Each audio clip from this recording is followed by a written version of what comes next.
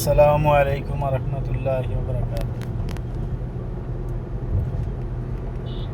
প্রত্যেকটা মানুষের জীবনে দুঃসময় আসে। এই দুঃসময়তে থাকে না বন্ধু, থাকে না বান্ধবী, থাকে না ভাই, থাকে না বোন, থাকে না আত্মীয় স্বজন। কেউ আপনার পরিচয় দিতে চায় না।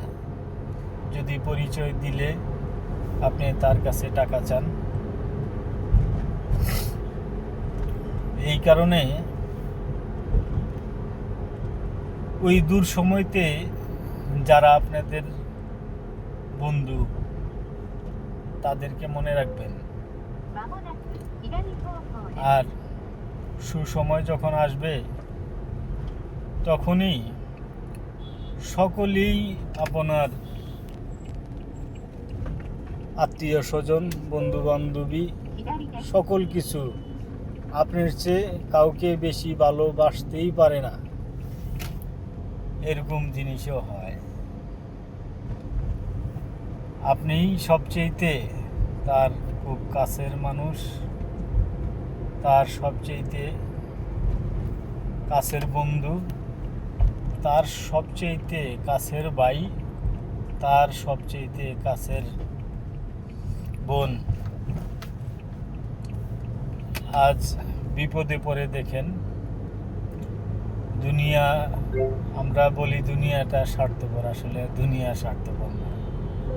সবচেয়েতে বড় স্বার্থপর মানুষ কোনো আত্মীয় স্বজনকে কাছে পাইবেন না যদি আপনি বিপদগ্রস্ত হন, দেনাগ্রস্ত হন, আপনি অর্থনৈতিকভাবে দুর্বল থাকেন। আপনার কোনো মানুষ পাবেন না আপনার সহযোগিতা করার জন্য। প্রত্যেককেই দেখবেন আপনার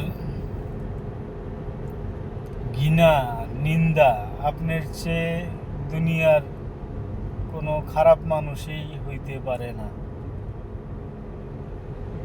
তাকে কিছু করেন নাই,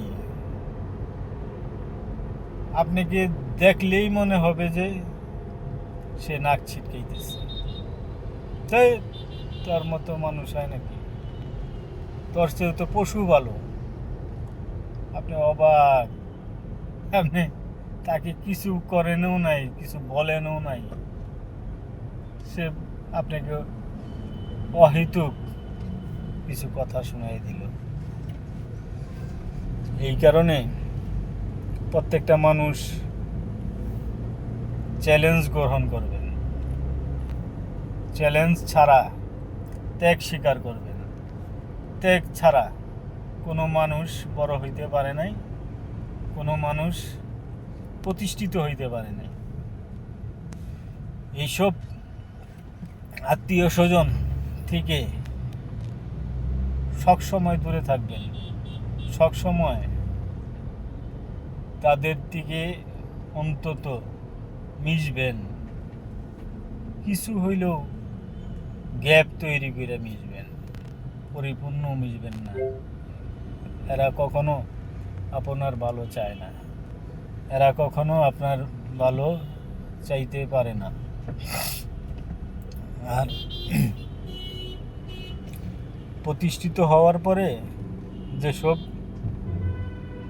বন্ধু বান্ধবী, আত্মীয় স্বজন, ভাই বোন, মা বাবা সহ সকলেই এক্সট্রা কিছু কথা শোনাবে, যে এই কথাগুলা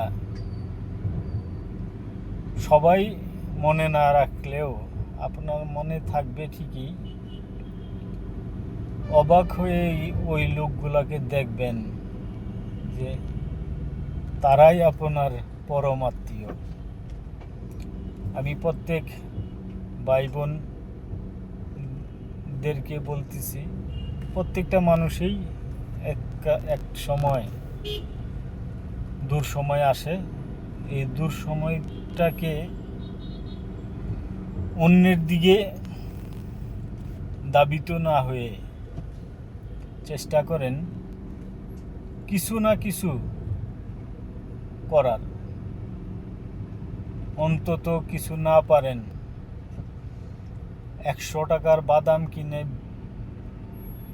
100 টাকার বাদাম নিয়ে রাস্তায় বের হয়ে যান, তাও দেখবেন এই 100 টাকার বাদামের দ্বারায় আল্লাহ তাআলা আপনাকে চাইলে আপনাকে প্রতিষ্ঠিত করে দিবে। আমার জীবনে এমন অনেক মানুষ দেখেছি, তারা খুব কষ্ট, খুব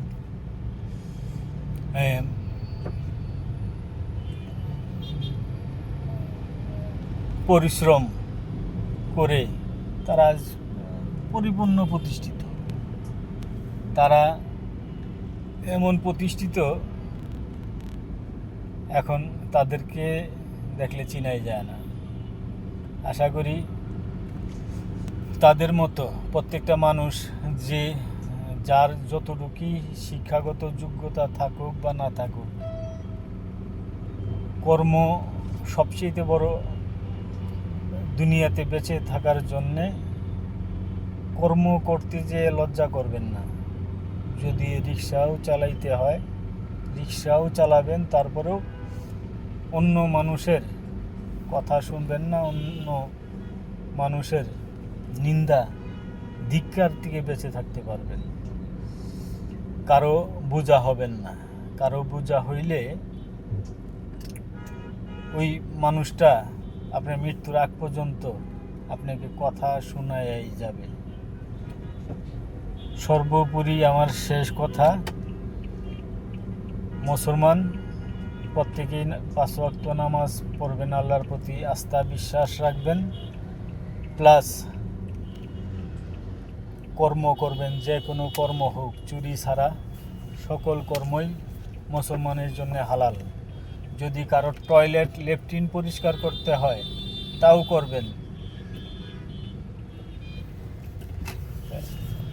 করবেন। তারপরেও কোনো মানুষের এক্সট্রা কোনো কথা শুনবেন না, কারো দয়া দাক্ষিণায় চলবেন না। আসসালামু আলাইকুম রহমতুল্লাহি ওয়া বারাকাতুহু।